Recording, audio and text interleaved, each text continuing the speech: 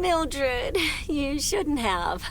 We already have the most beautiful pair of Christmas sweaters in the world. And now we have 2 sweaters each.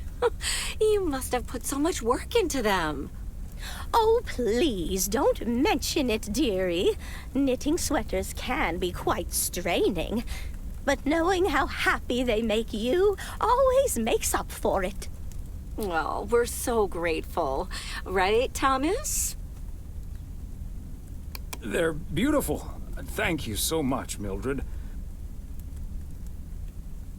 I especially like that our sweaters have the same pattern, so I don't have to look in the mirror to admire it. Oh, Thomas, that makes me so happy to hear. I can't wait to start working on next year's designs. I've also made sweaters for Frank and Jack and Robert and Bert, but they all said that wool gives them an allergic reaction. Isn't that a coincidence? Beth, I hope you aren't allergic to wool. You're not going to believe the coincidence, Mildred, but yes, I actually am. And it's such a shame. If only I, too, could celebrate Christmas wearing one of those beautiful sweaters. Anyway, Emily, would you be a darling and pass me the peas, please? Peas? I don't... Oh, you mean the string beans.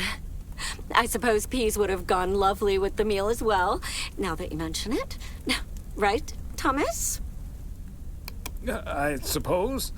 Oh, yes, of course. I meant the string beans. Of course, silly me. But let me get on with it. It's time for my presents now. And you may have already guessed that they're books. Mildred, why don't you open yours first? Well, I'm not really one for presents, but I appreciate the gesture. Let's see now. The Cat's Pajamas. I've never heard of it, but it has a nice title, I suppose. It's an encyclopedia about cats. A whiskerpedia, if you will. Someone drew my attention to it, and I immediately thought of you. Oh, well, isn't that lovely? Such a heartfelt gift. Isn't it, Thomas? Maybe you can start knitting your cats some pajamas now. Well, they do like balls of yarn. Thank you, Beth. It was my pleasure, Mildred. And now for Emily's gift. Oh, why, thank you, Beth. I do always appreciate your taste in books, so I'm looking forward to The Countess and the Carpenter. Ah, would you look at that? Is this a romance novel? I've never really read one of those. Right in one guess, Emily. I hear the writer Summer's here, so this book is locally sourced, so to speak. And, dare I say it, the prose is quite compelling in the romance department, if you catch my drift. I think I do. Beth, you are something else. Thank you. This will certainly get a nice spot on our bookcase. Ah, good to know the romance department is in our bookcase now, so I'll know where to find it. Well, I'm looking forward to reading it already.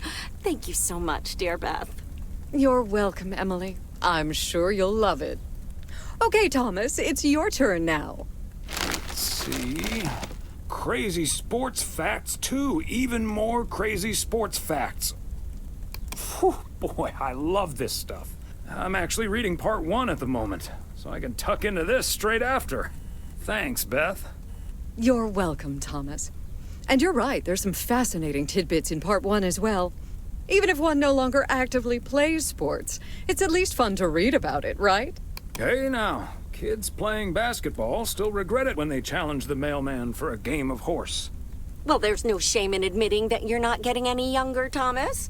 In fact, none of us are exactly spring chickens anymore.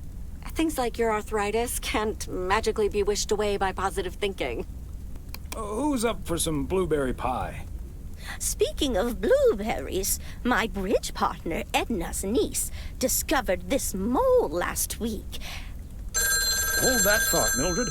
I really need to take this. Never mind. Beth, you were saying? I wasn't actually, but I was looking for a way to say this, and now's as good a time as any, I suppose. My dear friends, I am leaving Providence Oaks. What? You're what? What's that, dear? Are you serious? Well, before we move on to the sad part, let me first tell you the good part. Ladies and gentlemen, I am going to be a grandmother. Oh, Beth, that is amazing. Well, I'll be. Whose mother? I mean, congratulations. Yes, my son Daniel and his wife are expecting. Isn't that wonderful? But, and here's the proverbial kicker. You may remember that they moved to Savannah, Georgia a few years ago. So if you put 2 and 2 together... You're moving away to be with them. That's great, Beth. I'm so happy for you. That is marvelous, Beth. Congratulations. I wish you and your family all the happiness in the world. But I'll miss you something terrible. We all will. But we have to toast to the good news. Thomas, go pour us some brandy and I'll get the pie. Oh, Thomas, would you have any antacid? That eggnog is starting to stir up something indiscreet. On it. Now, let's celebrate this wonderful evening, ladies. Here's to a lovely old Christmas spent with good friends. Here, here. Here, here. Here, here.